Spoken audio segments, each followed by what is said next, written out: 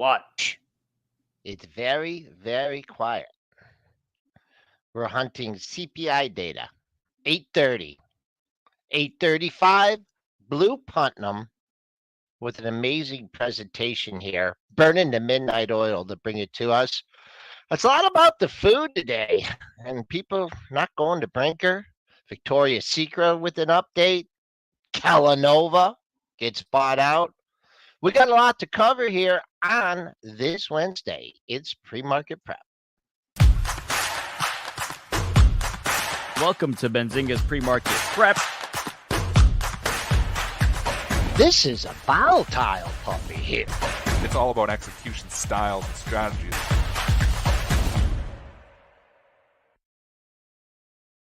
Okay, good morning, traders and investors. What a quiet overnight session. A little bit over a 10 handle range, up just a few ticks here at the 54.60 area. Let's actually look at the buck chart here. And the buck's been getting beat up. That's down about a dime, 102.29. TLT hanging in there ahead of the big data. Crude, what a rocket ship from 72.80, double top pausing. Flat at 78.30. Gold in the green by 5.90, trying to bust through the all-time highs. Silver up 17 cents at 27.96.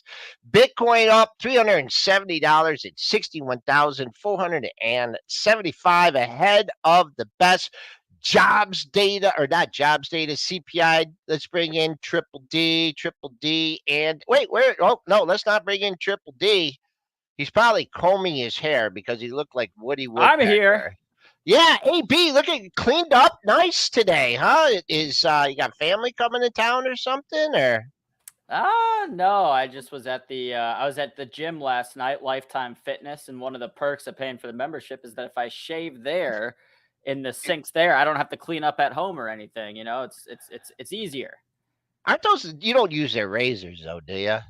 Yeah, the little like 2-blade Bic razors. Those my Yeah. favorite. Oh, yeah. That's kind of rough. All right. Well, let's get started here. Triple D here is absent after being here a few minutes ago. So he will be on here shortly. But are you all nervous about the CPI data? I mean, I think the bar has been, raised a little bit here. So we're looking for, obviously we're looking for inflation to continue coming down.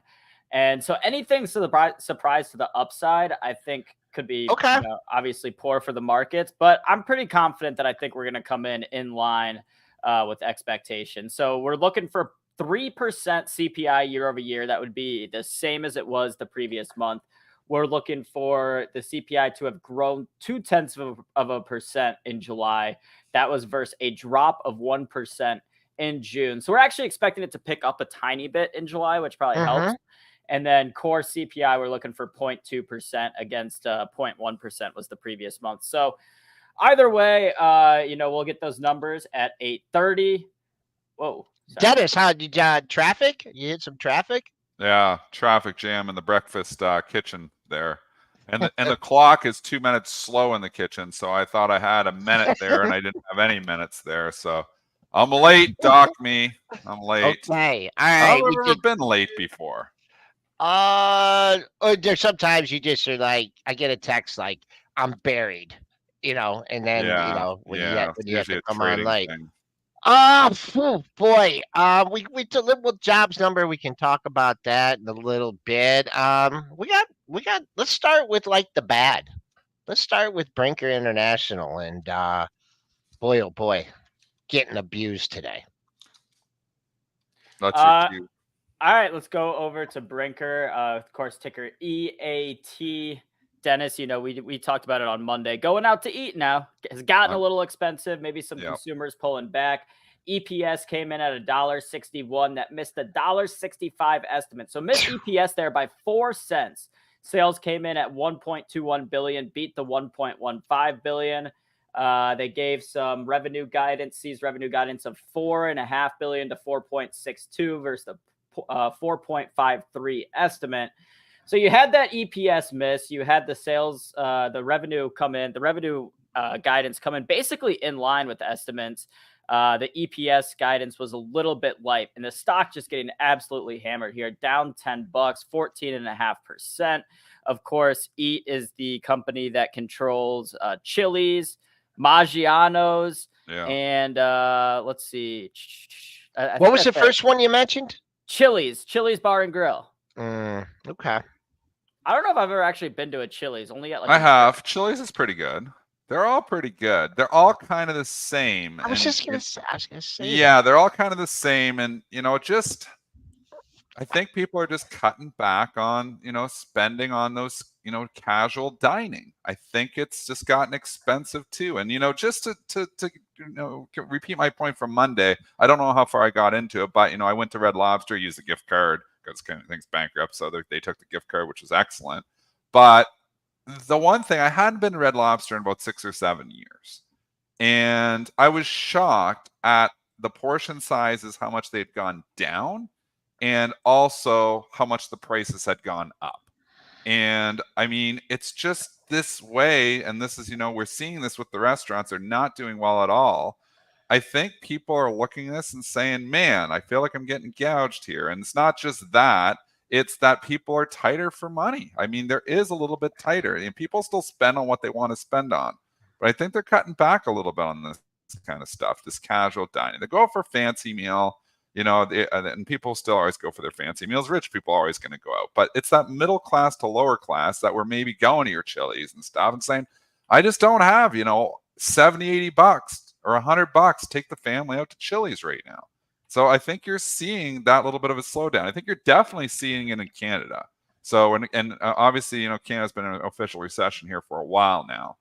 Maybe it's starting to spill over into the U.S. here now too. So just disappointed overall with my Red Lobster experience. And again, it's from 7 years ago, so this isn't maybe completely, but just the buns got smaller. I'm not joking. The buns are smaller. They used to always give you a salad with your meal. They don't do that anymore. And the ultimate feast, which was always the best meal on the menu, it used to be like $24 or $25.99, is $56.99 now. This is 5 or 6 years later. I mean, it's just so bloody expensive to take the family out anymore. Inflation really killed a lot of these companies, or has hurt. Wow. I mean, I got to try this Texas Roadhouse. Holy mackerel. Look at this thing. Consolidation Station. That's up near the high. Someone just brought it up in the chat.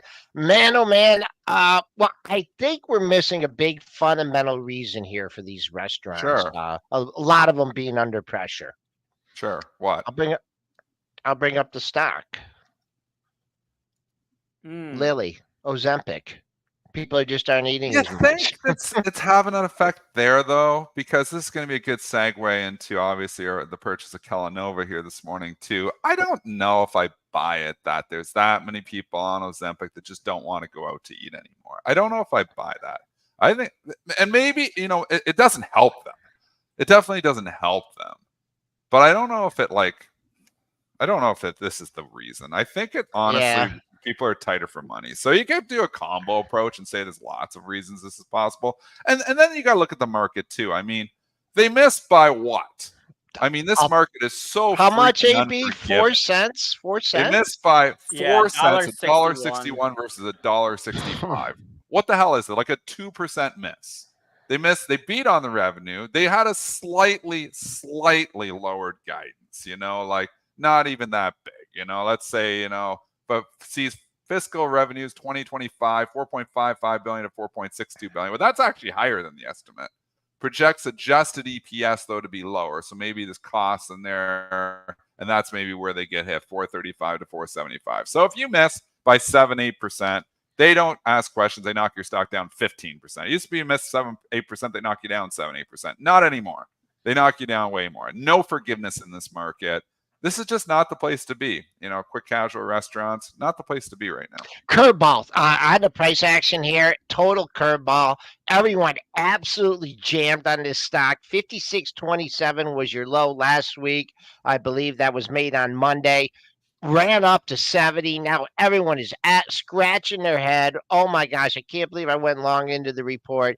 58.78, 58.80. That's your pre-market low. You hit there twice.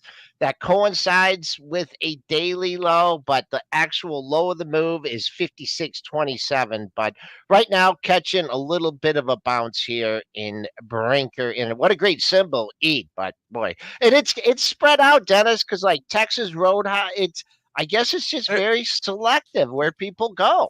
Yes, to a certain extent, Joel, but Texas Roadhouse, I mean, there's always going to be, and you can always point out there's always going to be one that's doing better, one sexy name or one where everybody's going, you know what, maybe it's the Roadhouse thing, because in Canada, it's Chuck's Roadhouse that's really eating everybody's lunch. They've come in and you know what they did, Chuck's Roadhouse? They popped in all these Canadian towns.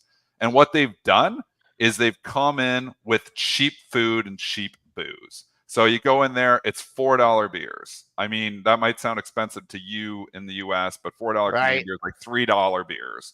And everywhere else you go for a beer on those quick casual restaurants is $7 or $8. So they literally come in, and then they come in the surf and turf meal. So I just got done telling you the ultimate feast of Red Lobster, $56.99. It's an awesome feast. You get crab, shrimp, lobster tail. You don't get a free salad anymore because they took that away. But at Chuck's, they have the $25 surf and turf, where you get $25. What's the lobster like this and the steaks like this? It's smaller, Joel. It is indeed smaller. But I mean, it's $25, and it's not as good as Red Lobster, but it's not bad. $25. So I mean, you got some price competition happening, and I don't know if that's just Canada. So and I'm not sure Texas Roadhouse if they're doing the same thing or not.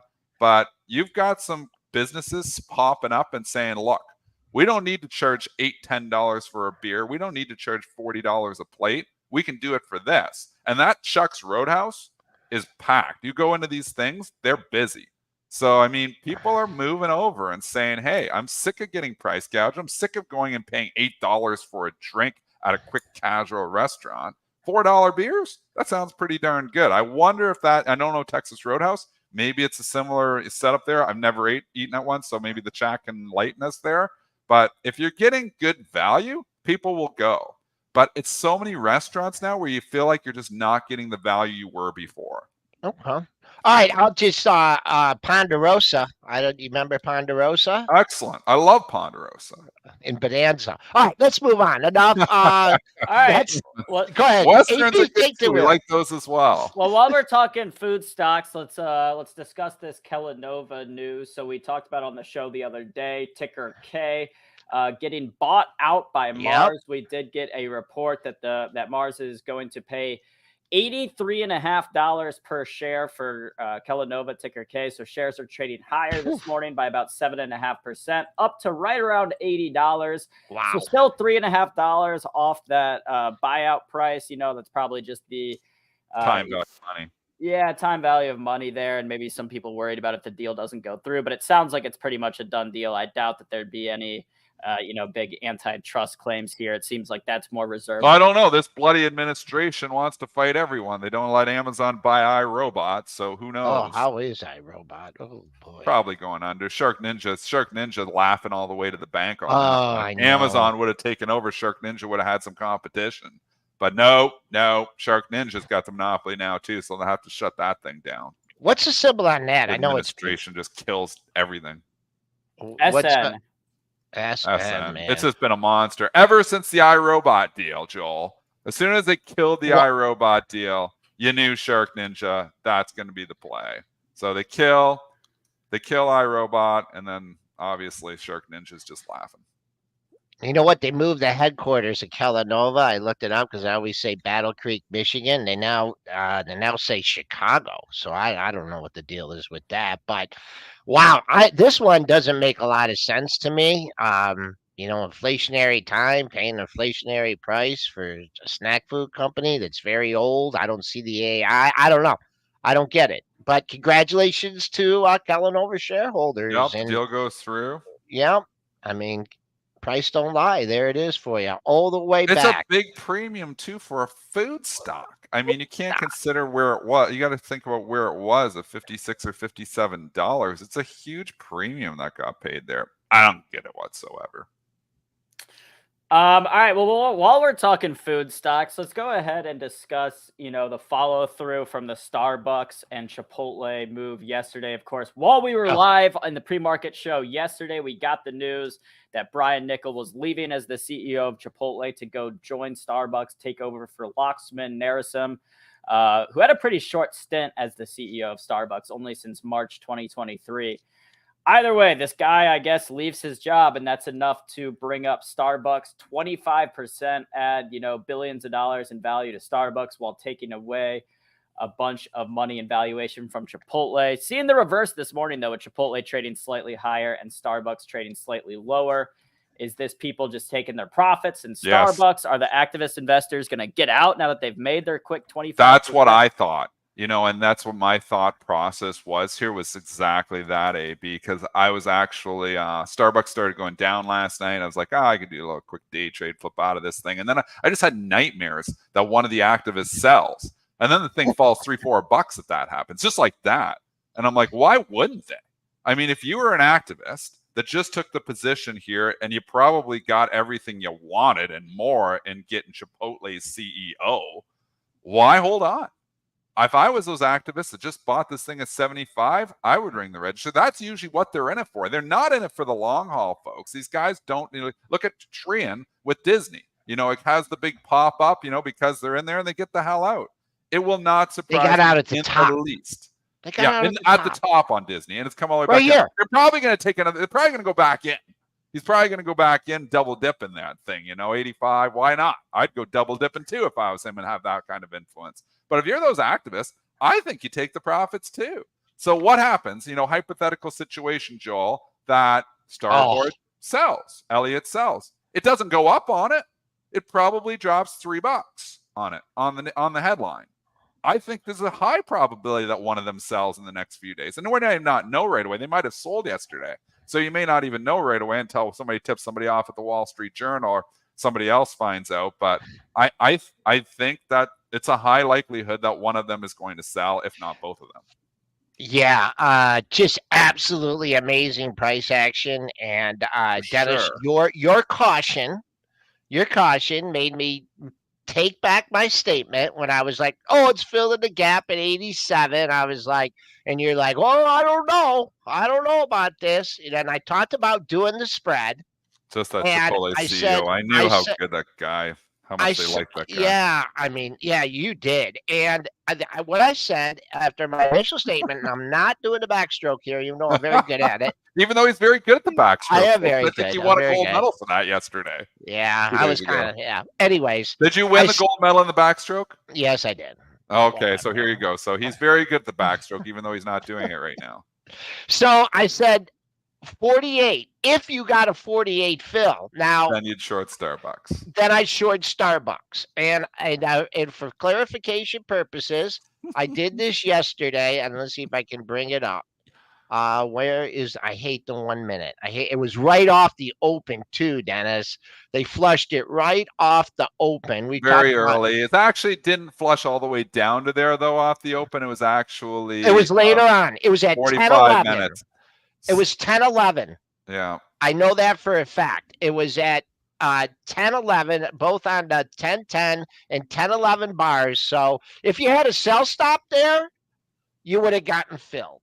If you had a bid there, you didn't get filled. But there it is. Okay, so that's 10:11, 48. Maybe you need to go 48.01. If you would have put a market order into short Starbucks at that time, at 10:11, we will go back, and believe me, I would have been scared to do it. But here, Starbucks at 10:11. Oh, I hate these ones. This exercise here is I'm going to do 5 minutes. Joel. Right here. 5 minutes. 5 minutes. Right there. That's when it hit on that bar. That's this morning. It was 95.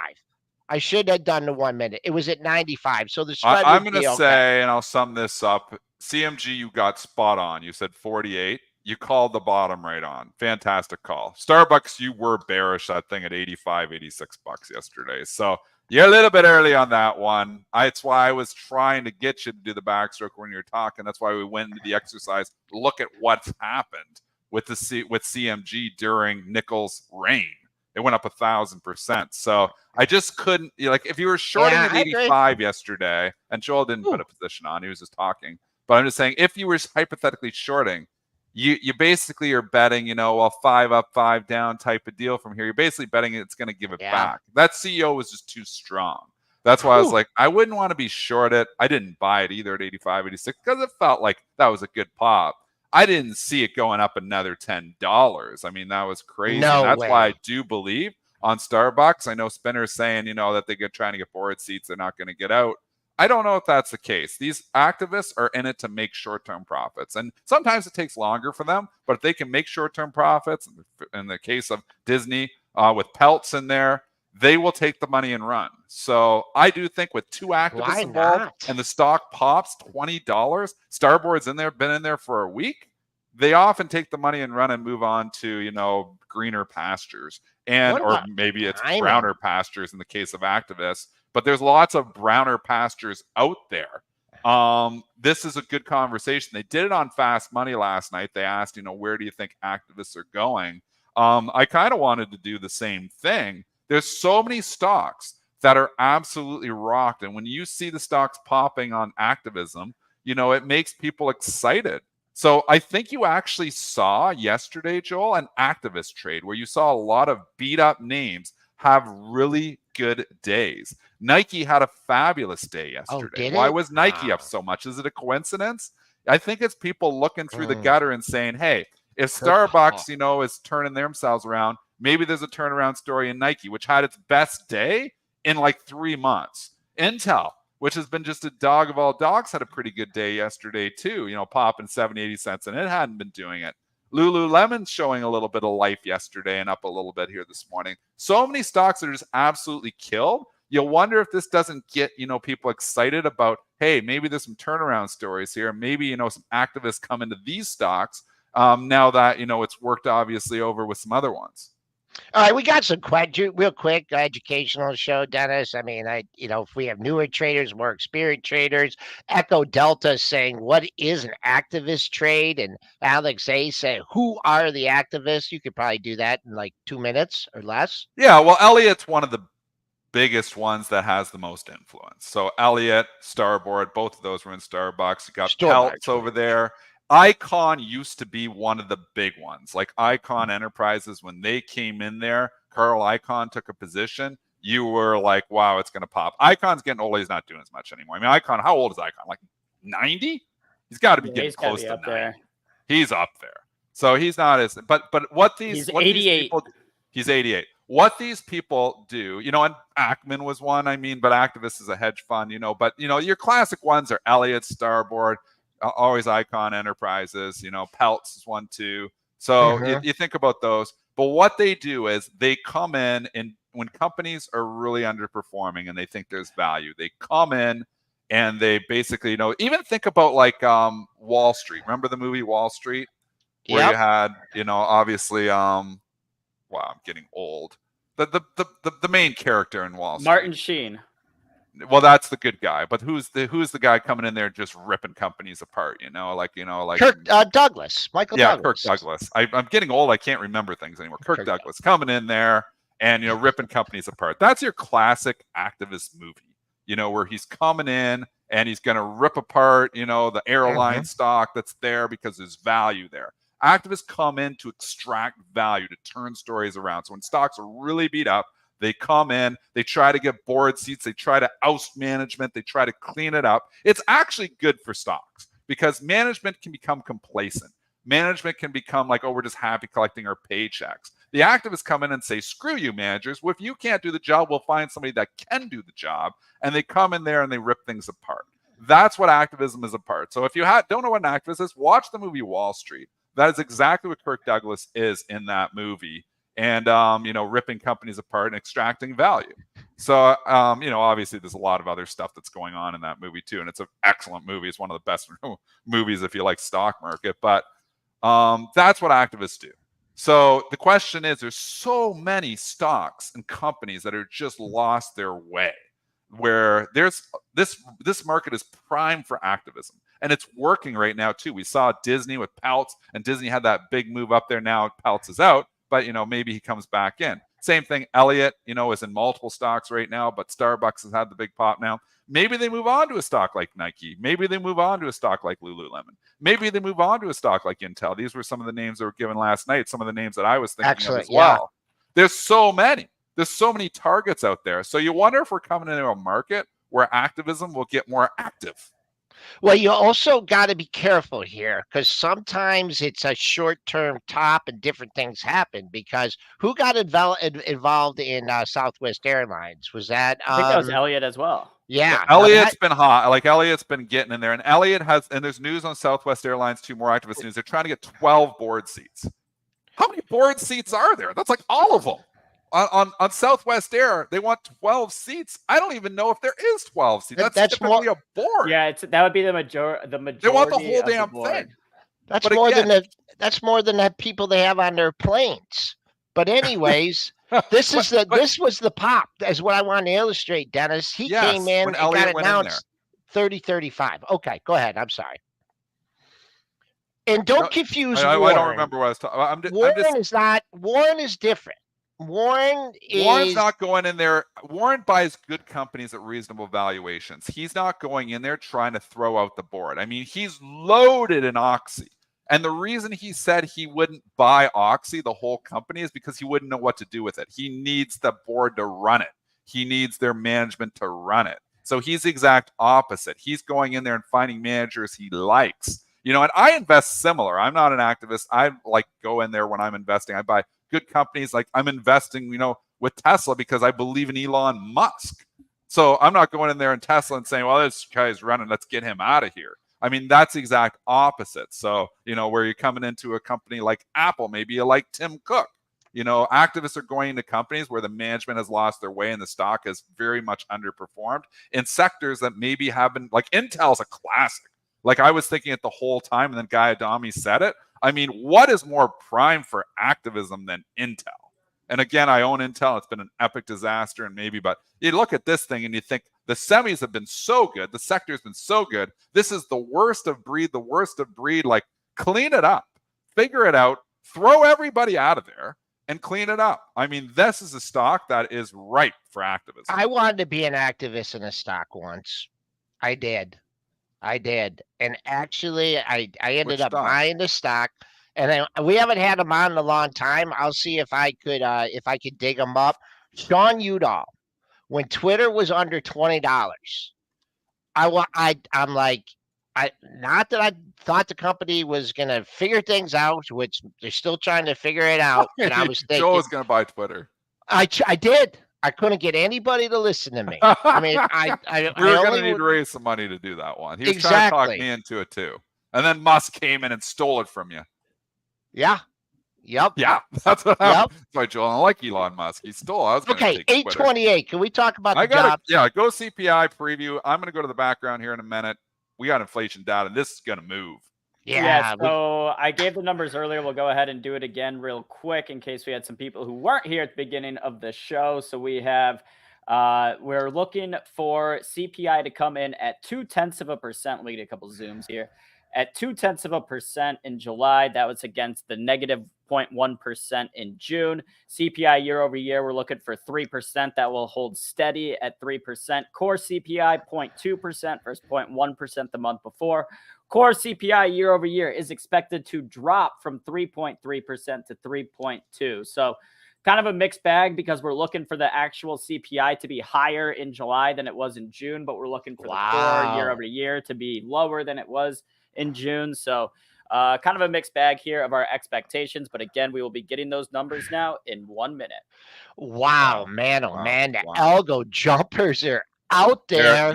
They're buying it ahead of it. They are. I mean, they are really excited. They are really super excited. Yeah, they are. We took out yesterday's high. You got nothing. Well, I don't have any level on the dailies where you have two highs in the same area. So I'm not going to try and predict. You did have a spike to 66.50. Pre-market low, tight range overnight. Pre-market low 54.52. don't know if I want to be long underneath that, but right now the algo jumpers are leaning. July CPI data, 4, 3, 2, 1. And wow. Oh, whoa. Okay. So you got the pop. You got the pop, and now you're getting the drop. So, and now we're flat. In line? I don't know. I'm just guessing here from the price CPI action. year over year for July came in at 2.9% versus the 3% estimate. So that was light. 3.2 versus 3.2 core CPI year over year. That came in line. CPI for July came in at 0.2% versus the 0.2% estimate. So everything came in exactly in line. Core CPI for month over month for July came in at 0.2% versus the 0.2% estimate. So everything in line with the expectations, except for the CPI year over year actually came in 0.1% lighter than the estimates, 2.9% against that 3% expectation. So all in all, I mean, it seems like it was a pretty solid inflation report. You're seeing the market come back a little bit here, Joel. Well, it had to. I mean, the algo jumpers roll over this one, right? They got this one right. They were jumping it. I don't know why the spike down to 48.50 was all about. That was quick. TLT. Let's see. The TLT. Did that ever really flinch? I don't think so. Yeah. Well, the TLT had the spike and it's not holding it. So that's not great for the market. TLT We'll keep is an eye. leaking. Yeah, TLT the is TLT indicator 73.75. That was your 8-day Globex high. That's only one level, but the price action this TLT is a little bit concerning. IWM, let's see how that's trading. That got a pop. That's leaking a little bit. So 10 handles off the high. Little got the pop. Now we're going to see what happens coming back to unchanged. But while Dennis is banging around on the keyboard, I see Blue Putnam in the background. Blue, if you're ready to come on, can you give us a wave? Okay, we're gonna break down these numbers as the market starts to give some back. Roll the intro.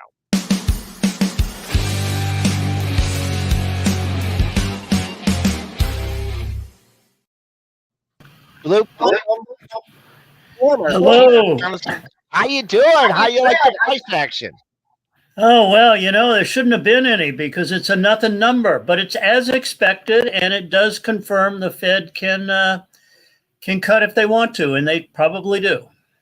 Okay. All right. So you put at 3:45 in the morning. We got a little echo. I don't know if that's on my end or on your end. Do you have the show running anywhere or not? No?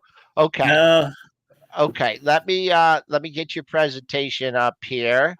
And where is it? I did have it.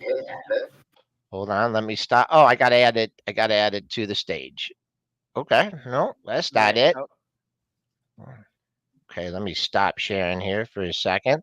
I had it all pulled up and it froze up on me. Okay. Boom. This is bad. Go ahead. Give us your while I'm talking about the presentation, just give us your initial thoughts on the inline number.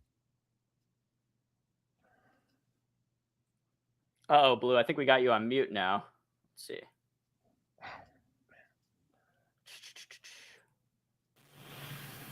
There we go. Okay, we're all good? Yep. Okay. So it's an inline number, but it's important because it confirms what we think will happen to the core CPI at the end of the month. That's the one the Fed actually targets. So, the market is going to just reinforce the expectations it had going into the number. So that's, the market was centering around a 50 basis point rate cut for September. And, another 50 points before the end of the year. So that's a lot of rate cutting. I'm not in that camp, but that's where the market is. They really think the Fed's ready to go. The inflation numbers are good, but they're not fantastic in the sense that we're not at 2%. The core CPI is a little lower, so it's a little closer to 2%. But if you have to be at 2, this is not enough. But if you have to just be moving toward 2%, it's plenty. And so, we've got the Fed ready to cut. How much they cut depends a lot more on what happens on September 6th. That's the labor market data, jobs data. And wow, talk about potential volatility on that day. The CPI is sleepy compared to the jobs data. So the jobs will come out. Last month was weak, and the market got very volatile, sold off. The equity sold off. It's stabilized since then with the weak number. But that number might have been weak for an accident. Well, not exactly an accident. Let's call it the weather. Hurricane Beryl moved through Texas on August 11 and 12 and shut down power to hundreds of thousands of people. And so the payroll survey for jobs is taken on the 12th of the month. So, there's a chance we'll get a little bounce back up in the jobs number. And if that happens, it could take 50 basis points off the table. If we confirm the weak numbers, it puts 50 basis points on the table pretty solidly. So that's why I say that September 6th is going to be, quite the day in terms of potential volatility coming off this number that just kind of stabilized things until then. So that's kind of where we are. If we do get a slowdown on the labor market, and then we get that 50 basis point cut, how long does it take that cut to start bringing the labor market back up? It's an interesting question, and you ask that question because that's the kind of question they would be asking at the Fed. But the answer is you're not even going to see it. The U.S. economy is not very interest rate sensitive. It used to be, but we have interest rate futures, we have interest rate risk management, we're a service economy, we're not a manufacturing economy like we used to be. So the economy is really not going to respond much at all to 50 basis points, but there'll be some response, and that'll come through housing. You'll get lower mortgage rates, and that's, by the way, already happening. The 10-year is much more indicative of what's happening to mortgage rates, and the 10-year Treasury is under 4% instead of being up toward 4.5% or so. So, we're getting the cut in mortgage rates regardless of what the Fed does, and that'll energize some house sales. It's probably good for your friends at Lowe's and Home Depot who haven't been doing quite as well, things like that. But that's about the only effect, and it's not a big one. Now, the lower interest rates will affect equities because you discount future earnings with interest rates. So you'll have a much bigger response to equities than you're going to get out of the real economy. That makes sense. Sorry, I'm just trying to figure out this echo situation. Test. All right, that might help a little bit there. All right, well, Blue, right now, so you mentioned that for equities, the interest rate cuts would help. Are there specific sectors that you think would help out more than others? Well, your first line of you watch the companies that have most of their earnings growth in the future. So it's the high earners. So you're talking tech there. Okay. But you also watch the stocks that are in any way related to housing. And that's good. So you have those two. But the housing stuff, as I mentioned, it's already happening because it's not waiting on the Fed to cut. The 10-year has already gone, is lower. So we know mortgage rates are headed lower. And why is that? Why do the mortgage rates start moving before the actual Fed future funds rates move? It's all the shape of the yield curve. And when we had the volatility earlier in the month, there was a lot of buying of the 10-year. We're still pretty nervous on equity, so the 10-year has stayed at a lower yield. And so it's really the 10-year that's driving the long-term mortgages and not the Fed funds rate.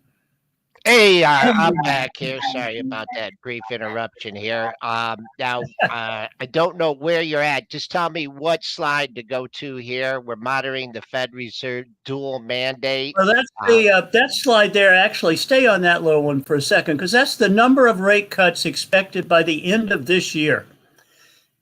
And it used to be 6, and then it was 1, and then it was 2, and now it's 4. So it's 4 rate cuts is probably not the way it happens. That's just the equivalent of 100 basis points. So that could be 250s. And what that means is that the Fed funds market is really looking for weaker jobs data, weaker economy. So that's what it's looking for. You can skip ahead a couple. Okay. All You can right. skip that one. All right. Now we're talking versus inflation. Yeah, and this is why the Fed really is ready to cut. The black line is the inflation rate. It's down to 3% on CPI. It's down to about 2.6 on the core PCE version, the one the Fed looks at. And the red line is where Fed funds are. That's a big gap, and it's historically a big gap. You got to go back to 1980, 81 to see that kind of gap. So they're ready, they know they're restrictive, and so they're going to take the foot a little off the brakes. And here's another thing, Aaron, for you to think about on your question. If you are pushing hard on the brake and you only push a little on the brake, do you speed up? No, you got to hit the accelerator. So taking 50 basis points off the Fed funds is really just like lifting the pressure off the brake a little bit. It is not going to accommodative. Anyway, here's what's going on. Yeah. I haven't seen the data on inflation. Again, we've gone over it, but the CPI came in right in line. It's going to be 2.98, which is essentially what it's been. Next chart, you'll see. Haven't seen what's happened to shelter in the data yet because I haven't been able to study it. But shelter probably came down a little bit. We'll see if it's managed to pierce the 5% year over year. That's the thing that's holding up the CPI, but it's coming down. You can see the trend is down. It's a lagging indicator, but it's finally working its way down. All right, then we get the jobs number. We don't get that for a while here. Spike there. What are you looking for the next number? Well, the jobs number, I think, is really critical. It's September 6th. I'm looking for 150,000, which would be a bounce up. Not a particularly big bounce up, but a little bit. There are 2 reasons for that. One, go to the next picture, and I'll give you the 2 reasons on the job data. The 2 reasons are that we had Hurricane Beryl in Texas that may have depressed the numbers a little bit. And then these numbers zig and zag, and we're due for a zag. We've had a zig. So, a little bit of a bounce back, it really should not be ruled out. The reason these numbers are so critical is we triggered the SOM rule. That's economist Claudia Somm. She's a great economist. She did some data mining a number of years back to see if you could kind of warn the federal government that a recession was coming. And she used the unemployment rate. We have triggered that rule. We've gone from 3.4 back in 2023 to 4.3. But it's a statistical pattern. It is not causal. She'll tell you that. And what's different this time around is the unemployment rate is rising when we're still creating 100,000 plus jobs.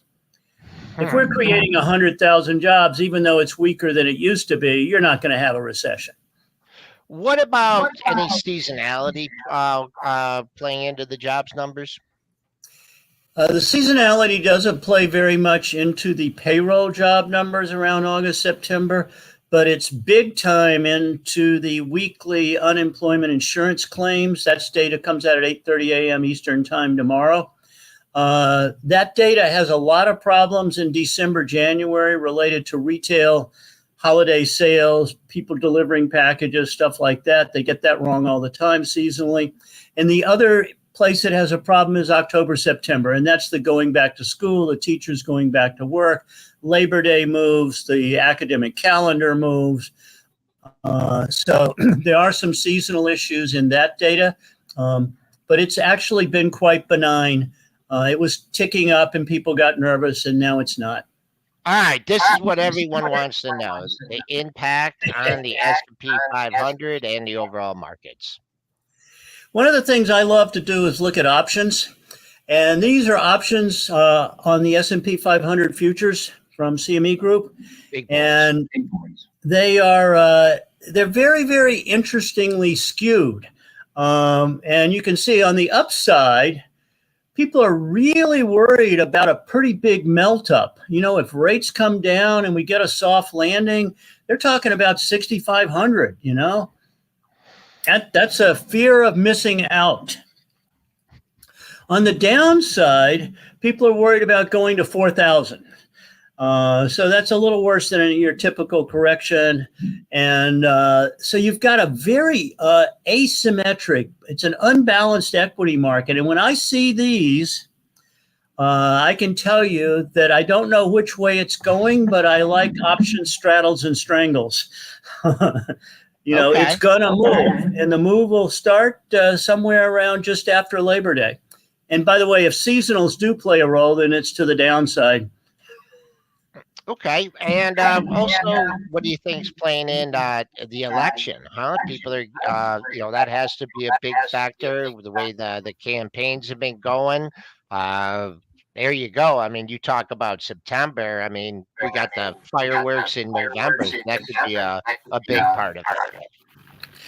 Yeah, markets typically don't focus on elections until much closer to election day. So this year is a little unusual on that count. The reasons, artificial intelligence, AI, as well as cryptocurrencies like Bitcoin, there are some pretty significant differences in the campaigns. The Republican Trump was supposed to be a little more friendly to crypto and less regulation. So that's been something that's moved tech stocks. Both parties are going to keep tariffs on China. China policy doesn't really change very much. So that's not what it's about. But we have seen the AI stocks and the cryptocurrencies rally when the Republicans go up in the polls. Okay. All right, Blue, we're going to let you go here. And thanks. We have to work on those technical issues a little bit here, but we're going to let you go. Thanks for that information. And we'll be talking to you again next month for the next inflation report. Blue Putnam joining us here on PreMarket Prep. Oh yeah, timing. I think his stream went out right as we were saying bye. But sorry y'all for those mic issues. We'll get that worked out with Blue before next time he comes. Yeah, I think it was on his end, because we haven't had any issues all morning, so something was up on his end. But we'll try to. Well, Dennis, what's been going on? What have you been trading? A lot of chop. I mean, we had the initial little smidgen of a spike for like a second, and then we dropped hard, and you saw that, Joel. Where we actually, we were trying to figure out why, because the number came in light, and then we've just been in like chop mode here. We do see the TLT has stabilized and started to try to go back up to where it was. IWM has continued to rip higher, and IWM was up all morning ahead of this number. Obviously, people are anticipating that the number is going to be light after yesterday's number, so the anticipatory traders definitely being rewarded here this morning, because the IWM is strong here, trading up over 210 here now, getting back up, over the highs that we had a few days ago here as well. So, I mean, this is your classic inflation trade. What else is strong, though, is what has been strong, and it's the chips. The SMH is absolutely ripping here again. NVIDIA is your source of strength here, up 2%.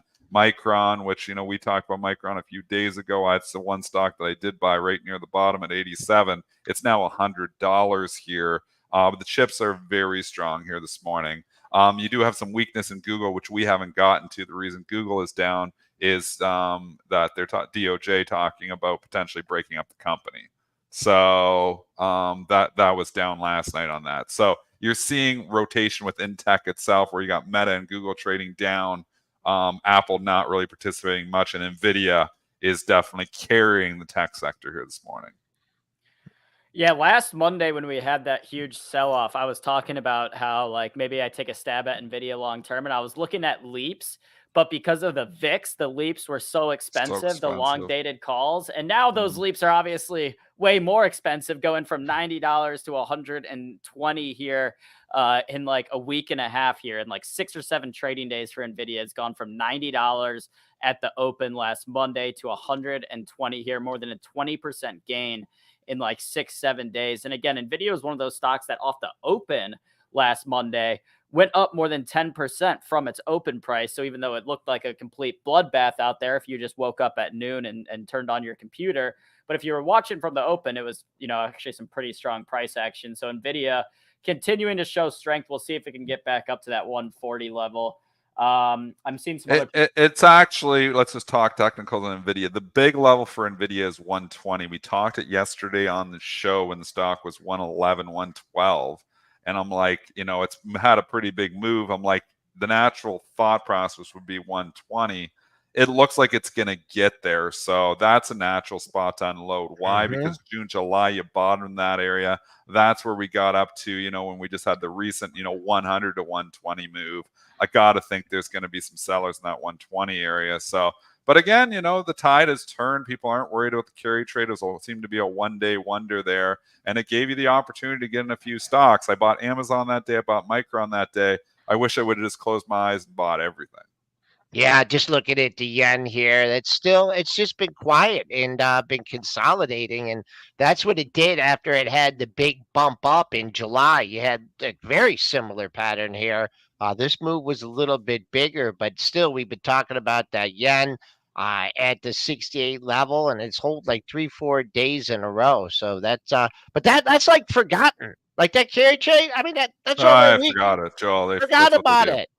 Forgot about it. It was fear for one day, and then it's right back to FOMO. I mean, that's what this market is. It's just full of FOMO. Everybody's scared of missing out the next big thing. It's going to be very hard to break the FOMO because, the last couple of years have been very good. And really, the market's been so spoiled for so long. We did have, the 2021 correction, which was pretty ugly. But, overall, if you've just been, holding strong and in the mega cap names, you've been rewarded for that trade. And people have learned. It's learned behavior where I just buy dips blindly and I make money. And that works. And You it feel like makes selling the rip. It works until you get into a serious bear market. And we just, you think like, yep, this is the time. Maybe we're actually going to be coming in. And, this market's going to actually give us a 20% correction. And it just doesn't happen. And they buy them right back again. But with that being said, if you're coming in and buying stocks this morning, you're so late to the party. Yeah, NVIDIA 7 days ago was 91 and people were throwing it out saying that bubble is over. Now they're back in and they're buying it up right at resistance at 120. I think it's a sell, 120. We do have earnings coming up 2 weeks from today in NVIDIA. So maybe you'll see some investors, taking bullish positions ahead of that earnings report in the next couple of weeks. All right. Another stock that's strong this morning that we have not gotten to yet. That is Victoria's Secret, ticker VSCO. Reported preliminary earnings yesterday. Let's go ahead and get those numbers up. EPS, they're looking at a projected EPS of 34 to 39 cents. The estimate was 15 cents, so more than double the projected EPS there.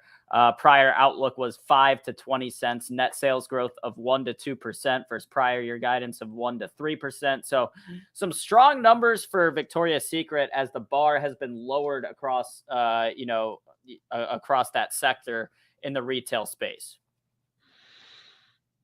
This is what you do. I mean, if you've got numbers that can potentially beat the estimates, you come out with preliminary numbers and they're like, oh my gosh, they're raising guidance. Not a lot of companies doing that right now. So it's smart on management to do that. And they're going to be, getting full, rewarded for that with a 14% pop in the stock.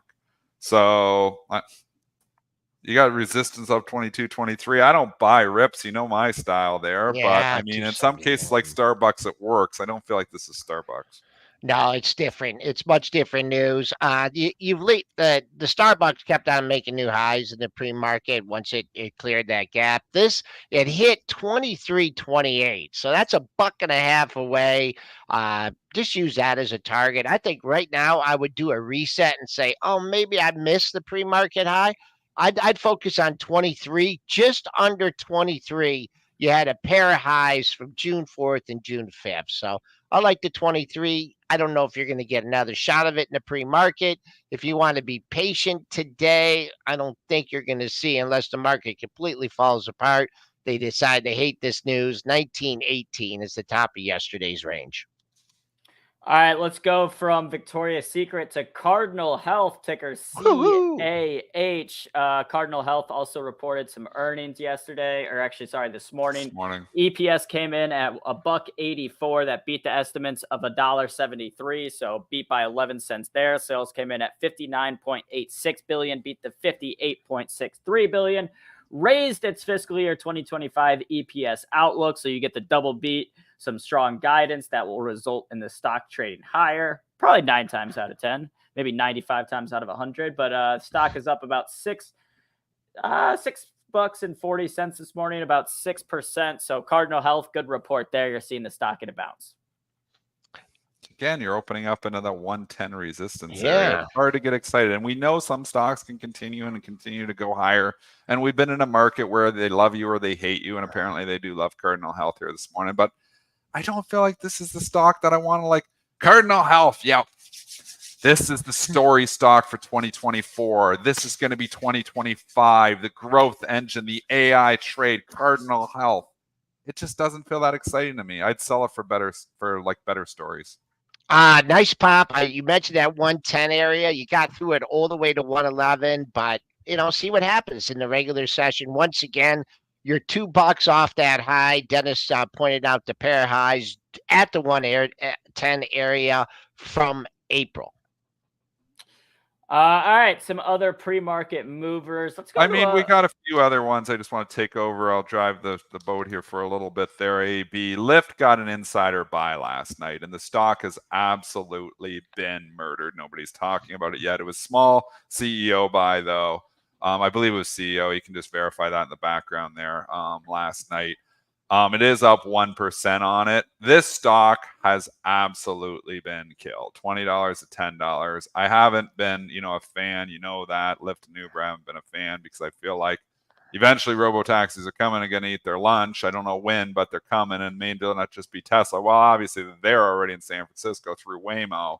I feel like Lyft is just like worst of breed here, and there's not a lot of reasons. But when you get an insider buy, it does give you that vote of confidence sometimes for a couple days or not. Is there a day trade in Lyft, Joel? Is there a potential for this thing to go 11 or 12? Like not today. I don't know. It gave you that shot. If you want to chase it, you're not chasing. That's my point. It's only up 11 cents. So there's no chasing here.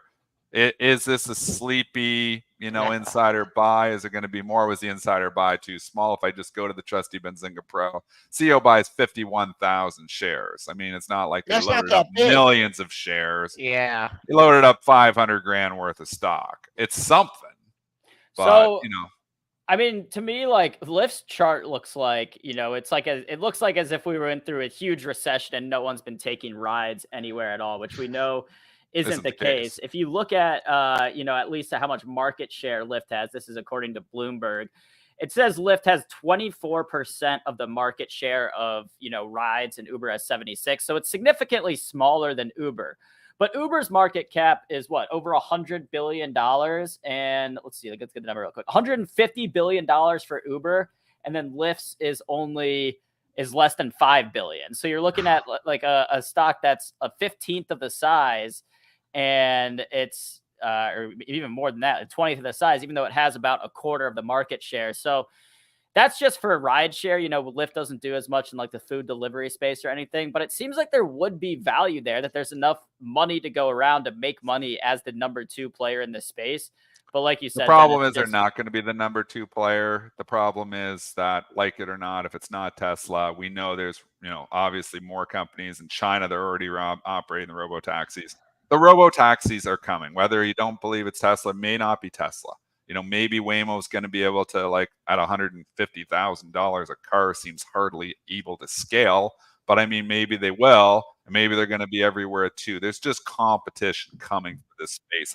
There's no doubt that a robo-taxi is going to be able to do it way cheaper than a Lyft because you don't pay a physical driver.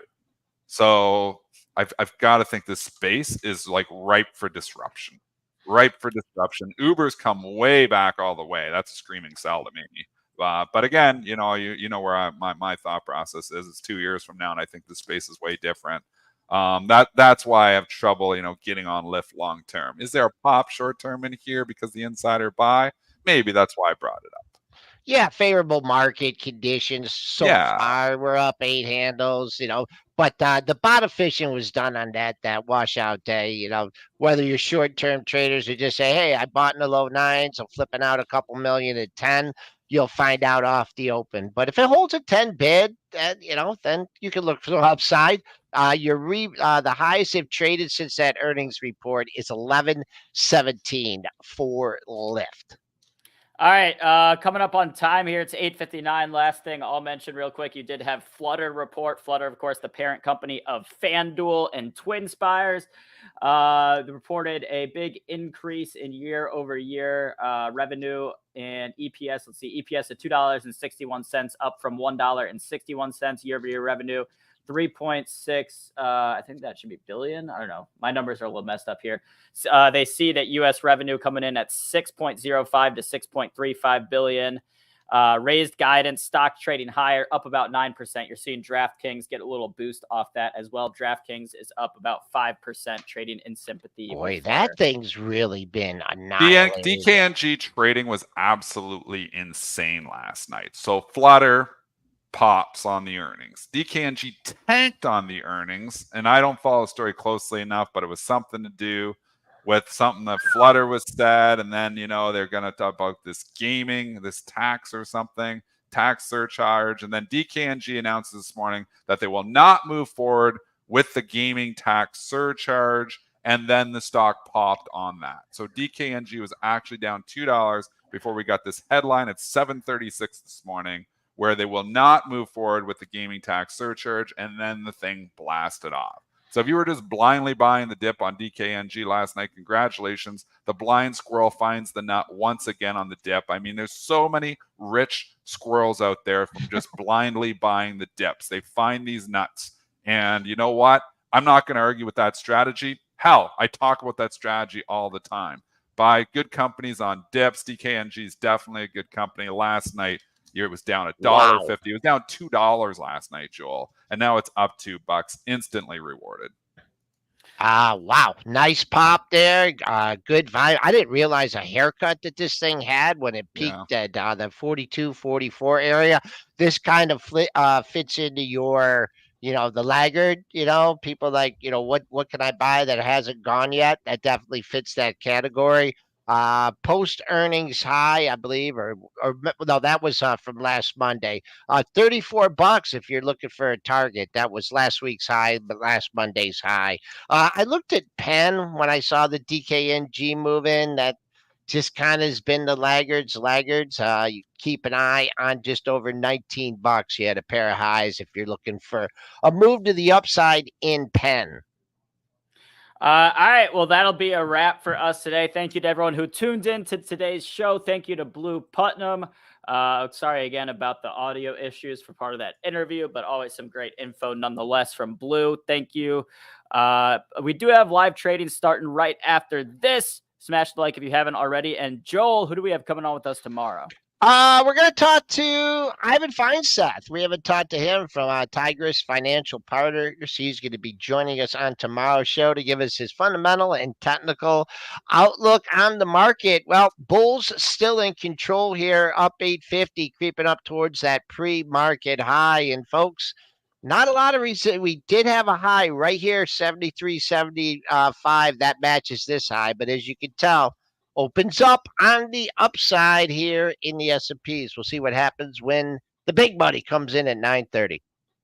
Beautiful, guys. All right, well, we'll see you tomorrow morning, 8 a.m. Again, Ivan Feinseth. That should be a great interview, 8:35. We'll see you guys there. Stay green today. And again, live trading starting up right after this.